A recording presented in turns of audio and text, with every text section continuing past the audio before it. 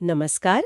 आज हम जिनकी बात करने वाले हैं उन्हें अक्सर भारतीय सांख्यिकी का जनक कहा जाता है, प्रशांत चंद्र महालनोबिस। हाँ, बिल्कुल। और कोशिश रहेगी कि हम उनके योगदान को समझें, खासकर सांख्यिकी और योजना निर्माण में। बिल्कुल। और ये समझना जरूरी है कि वो सिर्फ एक सांख्यिकीविद नहीं थे, एक विजनरी थे जिन्होंने डेटा के आधार पर भारत की नीतियां बनाने की नींव रखी। तो चलिए शुरू से शुरू करते हैं। उनका जन्म हुआ 29 जून 1893 को कलकत्ता में। जी, एक जाने माने ब्रह्म समाज परिवार में। वो दौर ही ऐसा था कलकत्ता में, बौद्धिक और सामाजिक रूप से काफी हलचल वाला। और उनकी शिक्षा भी बेहतरीन जगह हुई, प्रेसिडेंसी कॉलेज। हाँ, प्रेसिडेंसी कॉलेज, जहां उन्हें शिक्षक मिले जगदीश चंद्र बोस और प्रफुल्ल चंद्र रे जैसे। और सहपाठी भी देखिए, मेघनाथ साहा, सुभाष चंद्र बोस। माहौल ही कुछ और था। फिर वो कैम्ब्रिज भी गए। हाँ, किंग्स कॉलेज, कैम्ब्रिज। और वहीं उनकी मुलाकात हुई महान गणितज्ञ श्रीनिवास रामानुजन से। अच्छा, और कहते हैं कि कैम्ब्रिज में ही कुछ ऐसा हुआ जिसने उनकी दिशा बदल दी सांख्यिकी की तरफ। हाँ, असल में हुआ ये कि उन्हें बायोमेट्रिका नाम का एक जर्नल पढ़ने को मिला। किसी ने दिया था पढ़ने को। बायोमेट्रिका। बस वहीं से सांख्यिकी में उनकी गहरी दिलचस्पी शुरू हो गई।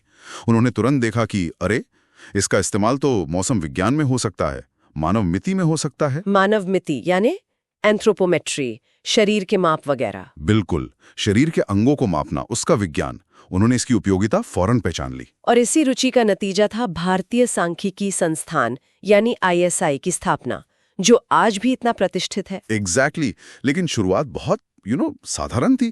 प्रेसिडेंसी कॉलेज में बस उनके कमरे में, बस उनके साथियों के साथ एक इनफॉर्मल सा ग्रुप था। अच्छा, कमरे से शुरुआत हुई। IT के तौर पर रजिस्टर करवाया गया। और इसमें उनके साथ और भी लोग जुड़े होंगे, अकेले तो नहीं किया होगा सब? नहीं नहीं, बिल्कुल नहीं।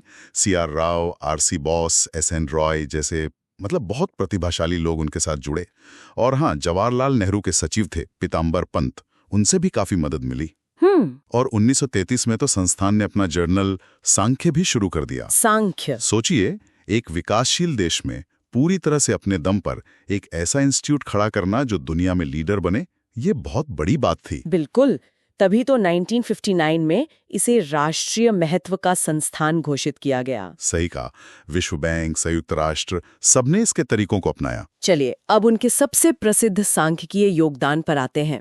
पहला है महालनोबिस दूरी या D²। ये क्या चीज है, अगर आसान भाषा में समझें?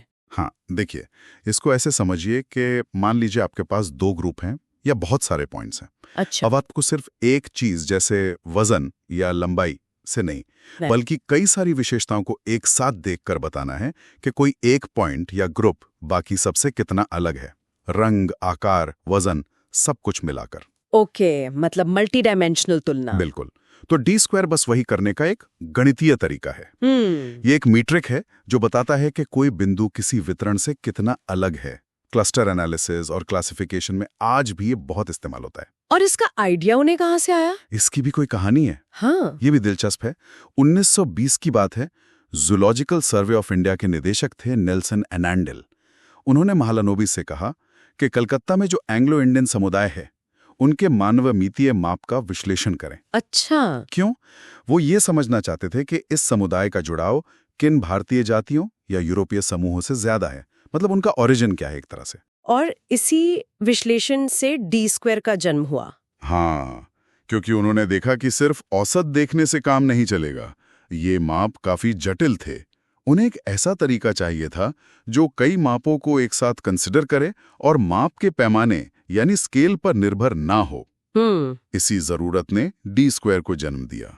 ये सिर्फ गणित नहीं था, इसने सामाजिक विज्ञानियों को समूहों की तुलना करने का एक ऑब्जेक्टिव तरीका दिया। बिल्कुल। और उनका दूसरा बड़ा योगदान था बड़े पैमाने पर नमूना सर्वेक्षण यानी सैंपल सर्वे। हाँ, सैंपल सर्वे, ये बहुत ही महत्वपूर्ण था। ये क्यों जरूरी था उस वक्त? देखिए, देश आजाद हुआ था, नीतियां बनानी थी, विकास करना था, लेकिन उसके लिए भरोसेमंद आंकड़े कहां से आते? सही बात है। पूरे देश की गणना करना, हर व्यक्ति से पूछना, ये तो बहुत महंगा और धीमा प्रोसेस था। तो महालनोबिस ने ये पायलट सर्वेक्षण का आइडिया दिया।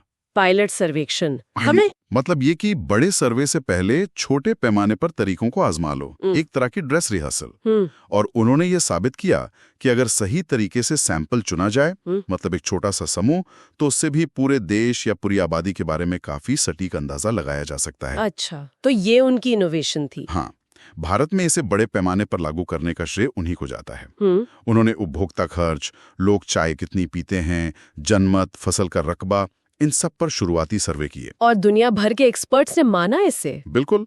हैरोल्ड होटलिंग और आर ए फिशर जैसे बड़े सांख्यिकीविदों ने उनके काम की बहुत तारीफ की। फिशर ने तो इसे प्रशासन के लिए उपलब्ध सबसे शक्तिशाली तथ्य खोज प्रक्रिया तक कह दिया था। वाह। हालांकि एक बात थी, फसल उपज का अनुमान लगाने के लिए उन्होंने जो तरीका सुझाया था कि 4 फीट के घेरे में फसल काट कर सैंपल लो, उसको लेकर कृषि अनुसंधान समुदाय से थोड़े मतभेद भी हुए थे। वो लोग पुरानी प्रशासनिक रिपोर्टिंग पर ज्यादा भरोसा करते थे। अच्छा, ये भी हुआ। खैर, बाद में तो वो योजना आयोग से भी जुड़े। हाँ बिल्कुल। आजादी के बाद भारत की पंचवर्षीय योजनाएं बनाने में उनका बड़ा हाथ था, खासकर दूसरी पंचवर्षीय योजना, जिसे महालनोबिस मॉडल भी कहते हैं, है ना? हाँ, उसी को, जिसका जोर भारी उद्योगों पर था ताकि देश आत्मनिर्भर बन सके। उस समय के हिसाब से ये एक बड़ा बोल्ड कदम था। और सुना है भारत में शुरुआती कंप्यूटर लाने में भी उनकी भूमिका थी। जी हाँ, वो भविष्य को देख सकते थे। उन्हें डेटा प्रोसेसिंग की ताकत का अंदाजा था। इसके अलावा उनकी कला और संस्कृति में भी गहरी रुचि थी। वो रविंद्रनाथ टैगोर के सचिव भी रहे और विश्व भारती से भी जुड़े रहे। क्या बात है, बहुआयामी व्यक्तित्व था उनका। सम्मान भी तो उन्हें काफी मिले। पद्म विभूषण मिला 1968 में, उससे पहले ओबीई मिला था 1942 में, और 1945 में वो रॉयल सोसाइटी के फेलो बने, जो बहुत बड़ा सम्मान है। वेल्डन मेमोरियल प्राइज भी मिला। और सबसे बड़ी बात, भारत सरकार ने उनके जन्मदिन 29 जून को राष्ट्रीय सांख्यिकी दिवस घोषित किया है। हाँ, 2006 से। ये उनके योगदान को सबसे अच्छी श्रद्धांजलि है मेरे ख्याल में। तो अगर हम सार निकालें तो प्रशांत चंद्र महालनोबिस एक ऐसे वैज्ञानिक और दूरदर्शी थे जिन्होंने न सिर्फ D² और सैंपल सर्वे जैसे मौलिक सांख्यिकी विचार दिए, बल्कि ISI जैसा विश्वस्तरीय संस्थान भी बनाया और भारत की शुरुआती आर्थिक दिशा तय करने में एक अहम भूमिका निभाई। बिल्कुल। और ये सोचना लाजमी है कि अगर उन्होंने ये सांख्यिकी ढांचा और डेटा इकट्ठा करने की तकनीकें ना दी होती, तो आज ये जो डेटा ड्रिवन दुनिया है, इसमें भारत की नीतियां, भारत का विकास, उसका रास्ता कैसा होता, उनकी विरासत आज भी हमें कैसे गाइड कर रही है, ये सवाल हमेशा बना रहेगा।